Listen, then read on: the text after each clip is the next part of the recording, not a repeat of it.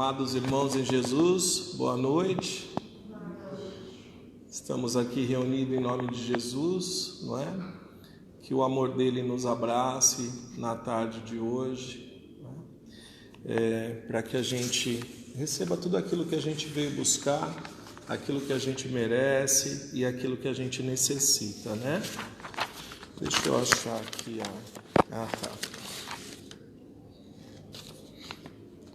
psicografia de hoje, e os recadinhos são os de sempre, né?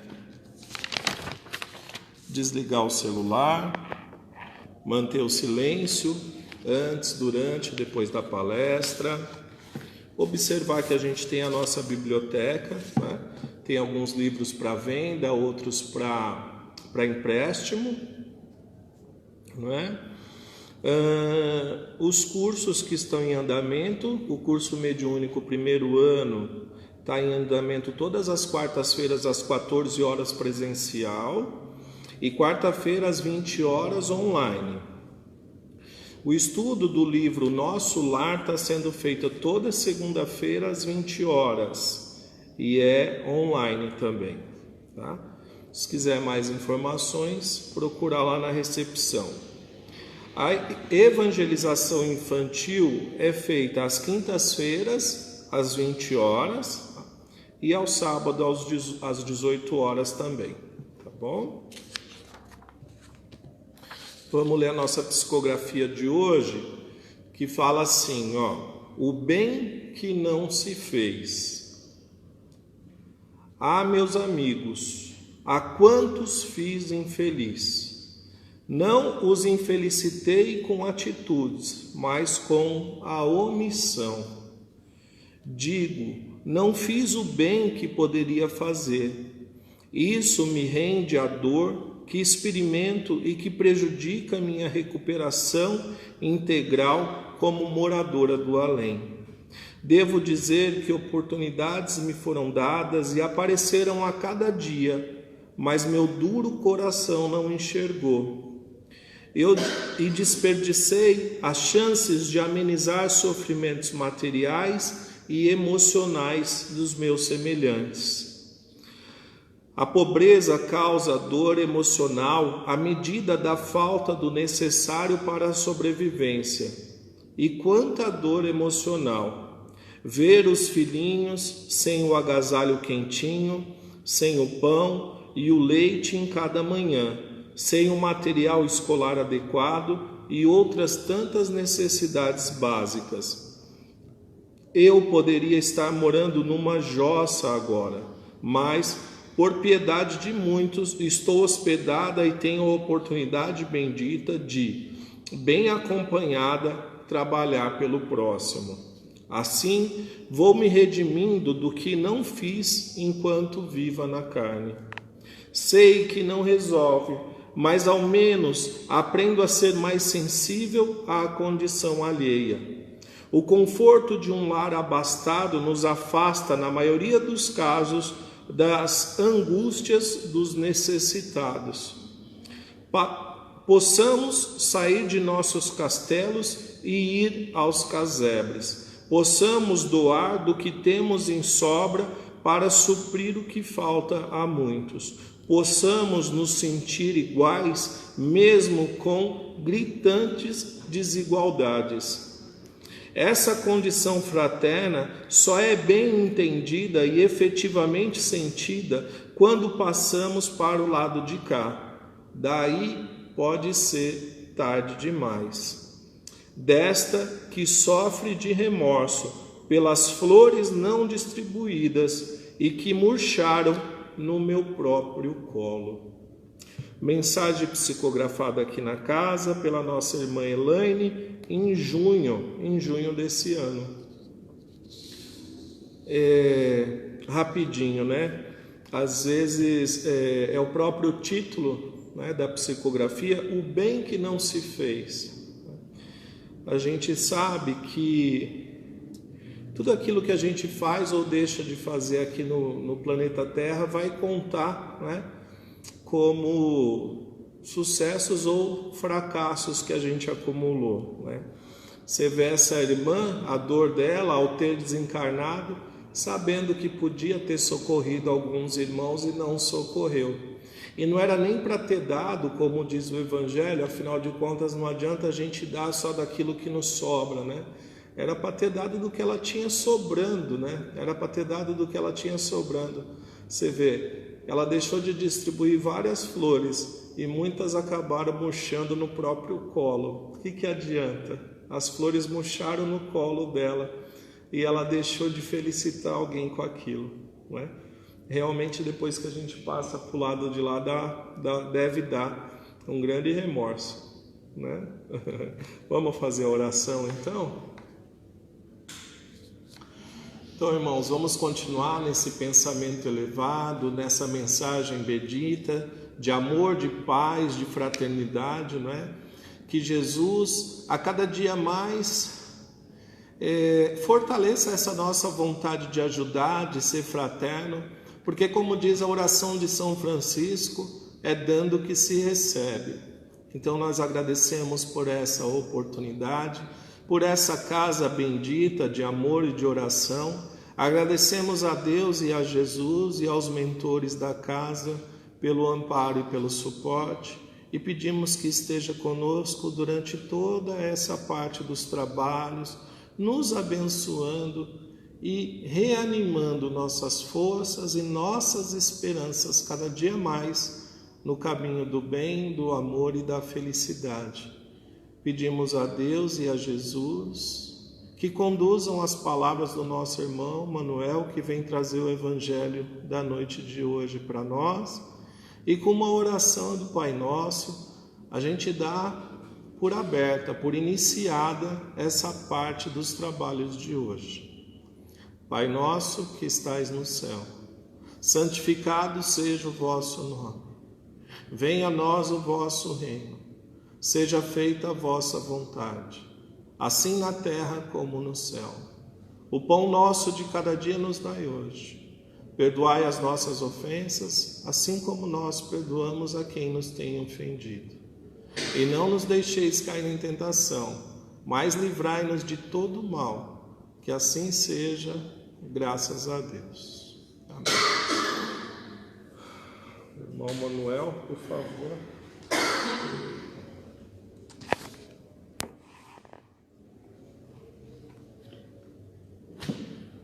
Boa noite a todos, que todos possam estar com a paz do Cristo em nossos corações.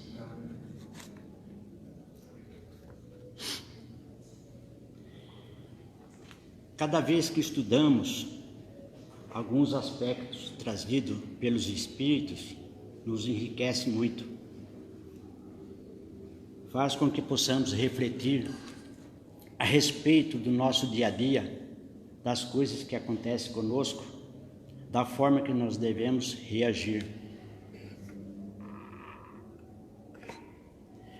Jesus, quando esteve conosco no momento derradeiro, que se despedia, se referindo à oportunidade de ter trazido o caminho, a verdade e a vida e seus ensinamentos, ele reconheceu que a humanidade ainda não estava naquela época esclarecida para o suficiente para receber as informações mais profundas acerca do mundo espiritual. Então, essas informações do mundo espiritual, para nós, elas são gradativas, na medida que possamos assimilar. Ele promete na noite derradeira que rogaria ao Pai que nos enviasse outro Consolador. Ele promete na noite que rogaria ao Pai que nos enviasse outro Consolador, que lembraria de tudo que Ele ensinou e acrescentaria outras tantas coisas, né? Que a humanidade ainda não estava preparada naquela época para receber. Jesus se referiu ao mundo espiritual sempre através de parábolas e metáforas. E essas parábolas, elas possuem na sua essência a origem divina, a importância que tudo isso tem para nós. e coube ao Consolador prometido por Jesus, que é o Espiritismo, que veio tirar o véu que encobre essas parábolas e acrescentar outras tantas que hoje, há mais de 2000 anos, depois, a humanidade está mais amadurecida para compreender.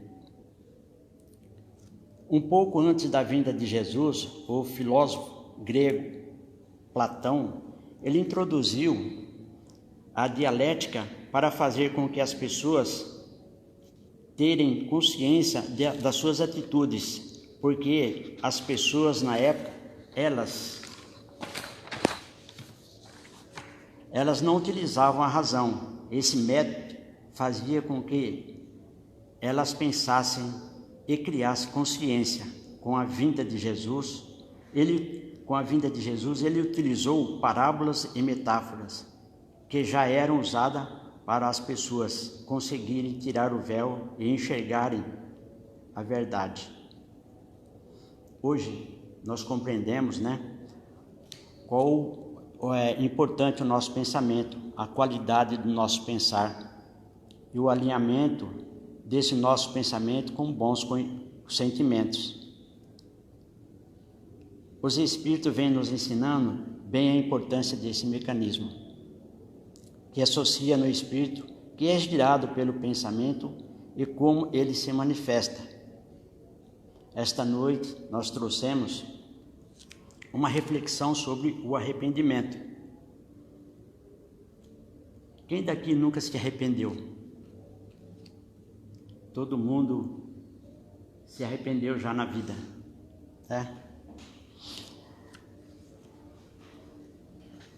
nós nos arrependemos das coisas que fazemos, que sentimos. Eu não devia ter feito isso, eu não devia ter feito aquilo, e vamos melhorando cada dia gradativamente, porque tudo na nossa vida tem que ser pelo nosso esforço, fazendo com que a consciência vai sendo mais severa naquilo que a gente faz. Severo no sentido de nos cobrar. Não devia ter feito isso. Então, o que é o arrependimento? A consciência do erro é que nos traz o sofrimento. A origem da palavra arrependimento vem do hebraico nashum, que significa entristecer. Os filósofos gregos, usando essa palavra, deram um novo significado para ela. Mudança de pensamento a partir de um sentimento de tristeza. Então, a partir disso, o filósofo falavam que se um ato cometido por nós gerasse tristeza, isso era o arrependimento. A partir daí, precisamos rever nossas atitudes. Portanto, o arrependimento é a culpa, é a consciência de um erro cometido através de um ato que provocou algum prejuízo, seja moral ou material, a si mesmo ou a outrem.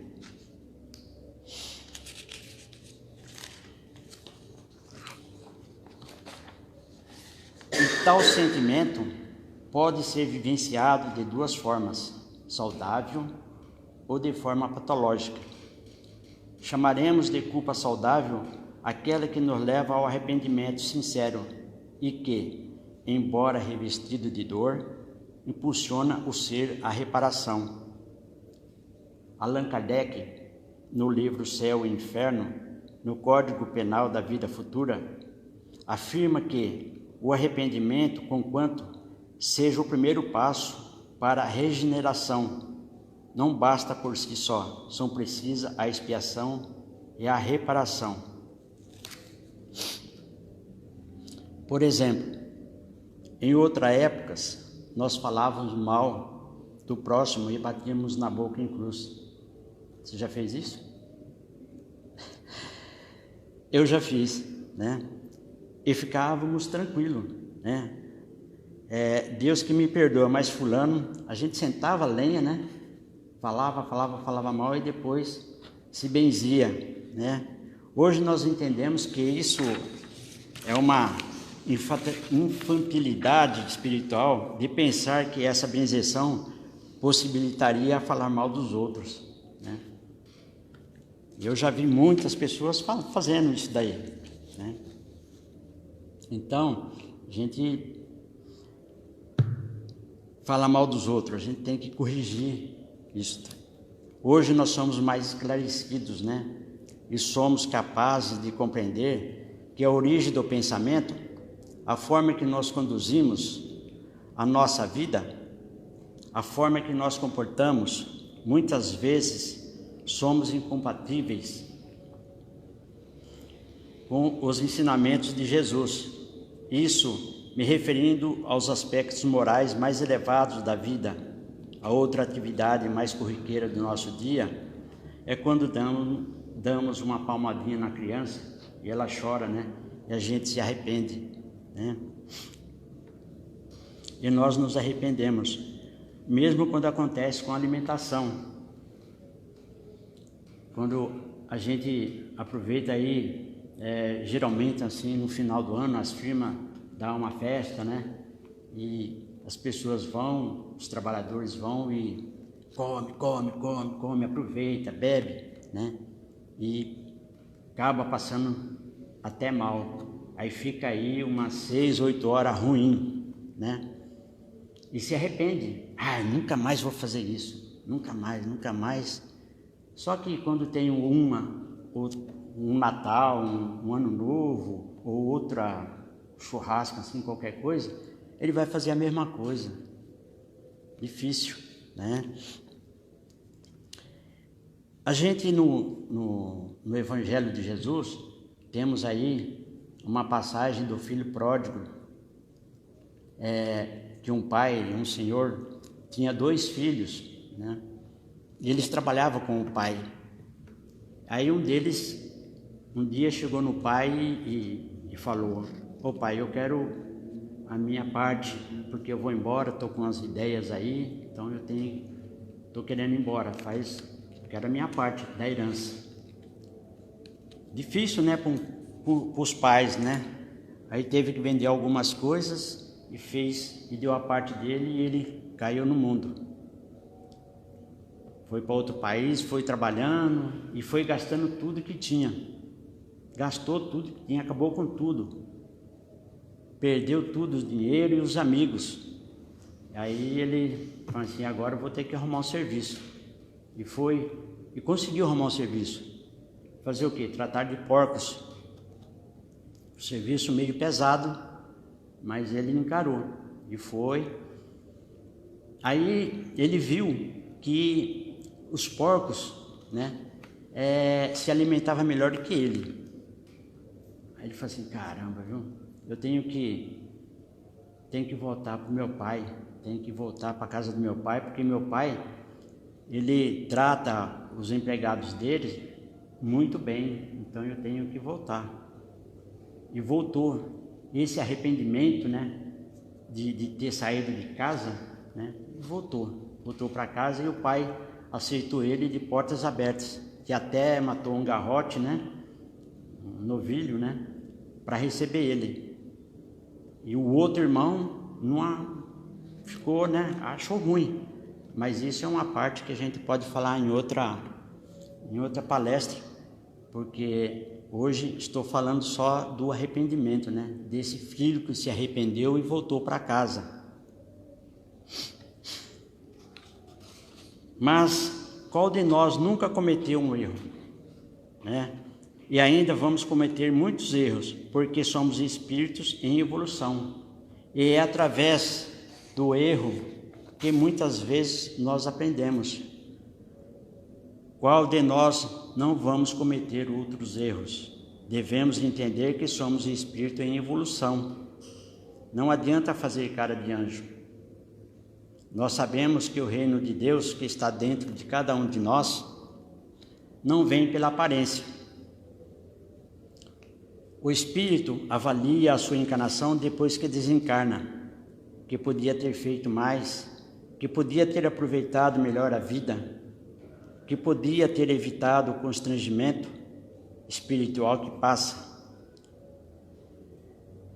Depois que desencarna, é passado um filminho, né? Das vidas anteriores, da própria vida mesmo, né? Da própria encarnação e das vidas anteriores, porque muitas vezes a gente se arrepende, né? E não aprende, então é passado, e o espírito fala assim: puxa lá vida, hein? O que eu fiz da minha encarnação? Perdi a minha encarnação.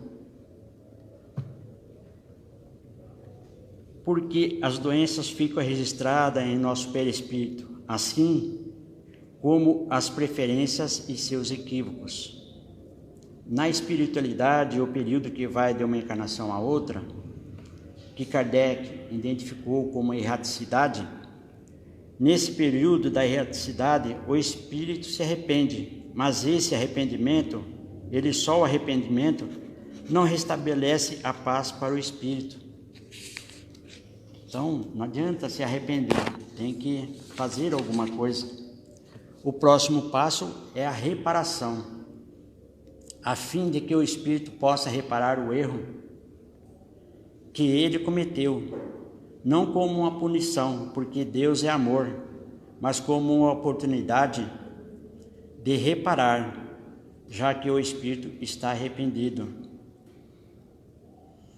O arrependimento já revela que o espírito já tem um sentimento moral mais elevado, porque há aqueles que fazem as coisas e não se arrependem. Eu fiz pouco, deveria ter pisado mais nele. Depois de tudo que ele me fez, esse é um candidato a obsessor, que quando desencarnar ele vai dar trabalho nas reuniões das casas espíritas, porque ele acha que ele fez pouco, ou então aquele que guarda a oportunidade para se vingar. Deixa ele comigo, ele está sempre precisando de mim, o dia que ele precisar de mim eu vou judiar dele, né? Então, isso revela um espírito com um coração endurecido, já denota um espírito com certa sensibilidade. Então, os espíritos se organizam no plano espiritual e ajudam esse a se arrepender, para repararem as suas faltas, porque é da lei. Quem você infelicitou, você tem que restituir a felicidade de quem você infelicitou. Muitas pessoas dizem: parece que joguei pedra na cruz. Tudo acontece comigo. Às vezes a gente fica analisando as coisas, se sentindo o pior filho de Deus. E a gente não se dá conta que tudo isso é um processo que a vida nos oferece, de rever algumas posturas, de rever algumas atitudes, de rever alguns caminhos que a gente tem percorrido.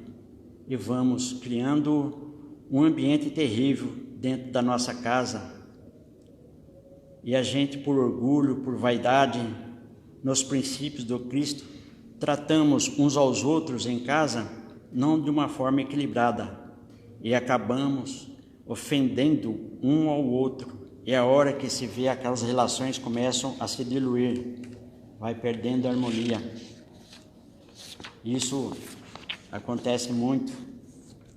Conheço família que são dois irmãos, quando um vai na casa do pai, o outro não vai. Por quê? Se diluíram, se brigaram dentro de casa. A harmonia, tudo que tinha acabou. Através da vida sucessiva das múltiplas existências, o espírito vai gradativamente potencializando com seu próprio esforço, pelas condições evolutivas do espírito que se equivoca. É natural, está em aprendizado.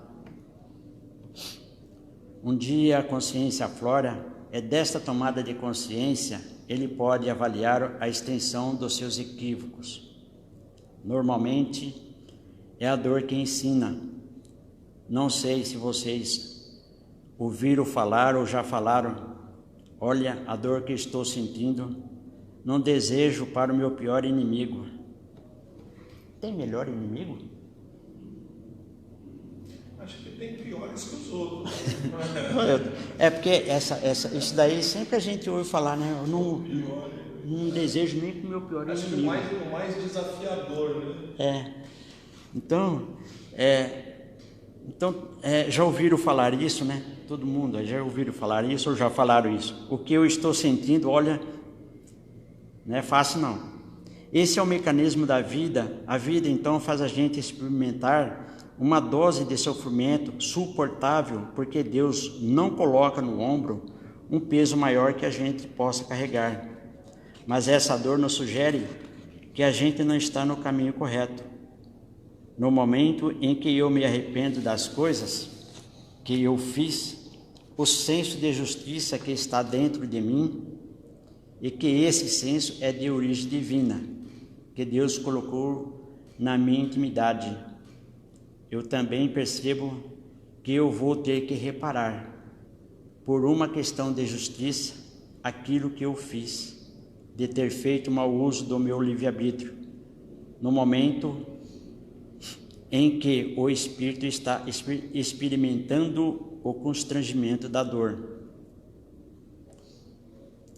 Vocês imaginam, por exemplo, um espírito sentir o clamor da justiça de uma multidão, depois que ele desencarna? Um espírito que teve uma atividade na sua última encarnação, que ele podia ter ajudado muitas pessoas e não ajudou. E ao contrário, por egoísmo, por vaidade, por orgulho ou qualquer outra coisa, ele não fez. Ele usou dos recursos que a própria vida lhe proporcionou. Aquelas crianças que ele deveria ter ajudado e não ajudou. Aquele trabalho que era parte da redenção dele, ele não fez. Que o recurso mediúnico, que o espírito endividado recebe de Deus, a mediunidade como uma bênção para o poder de se aperfeiçoarem. Então quem é médio aí sabe que tem muita dívida, né? Então Deus dá aí a mediunidade para ele se safar, para ajudar um pouco, né, nas dívidas. Vamos supor que é um espírito que tinha um recurso mediúnico e que ele vai se achando maravilhoso e se perde. Não praticou a mediunidade dentro dos desígnios do amor e da caridade. Avaliar que ele recebeu os recursos especiais elevados e não colocou em prática.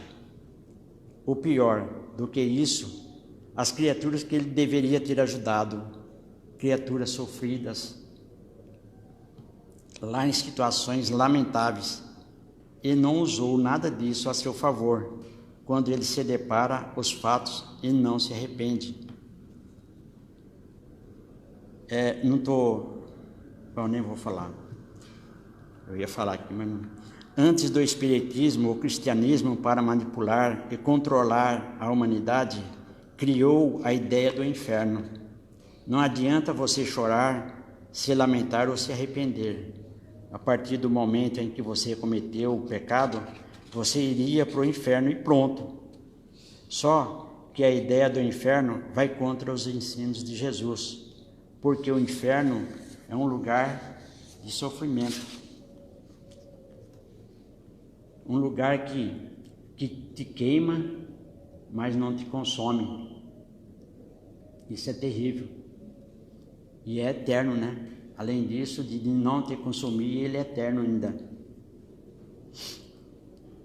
Deus, na sua bondade e misericórdia, permite que nós arrependemos dos nossos erros e a partir disso temos a oportunidade de mudar através das reencarnações. Então a gente tem que aproveitar a nossa encarnação aqui e fazer sempre o melhor, procurar fazer o bem ao nosso próximo e a nós mesmos também. né? Porque não adianta a gente querer fazer o bem para o próximo se a gente não faz o bem para a gente não cuida da nossa casinha, que é o corpo físico, né? Nosso corpo físico é a casa do Espírito, então a gente tem que cuidar bem do nosso corpo.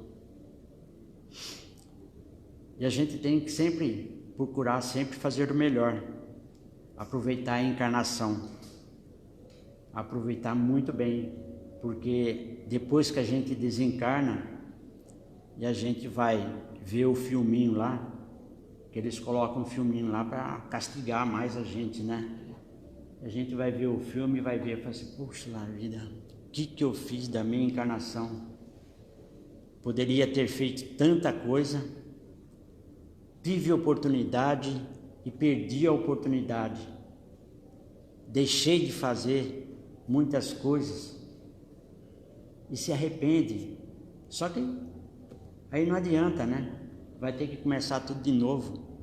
Vai ter que reencarnar. Lá no plano espiritual vai ter que aprender, vai ter que melhorar um pouco mais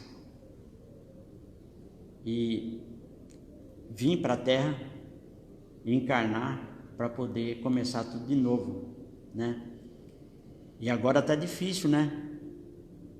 Que é uma fila muito grande para encarnar, porque hoje que a gente veja aí, os casais têm um filho, máximo 2 filhos. Antigamente tinha 10, 12, 15, né? Então era mais fácil. Hoje não, hoje está difícil. Está difícil. Então a gente tem que prestar atenção nisso e aproveitar. Vou fazer o meu melhor. Então é isso. Que todos possam fazer o melhor hoje e sempre. Obrigado.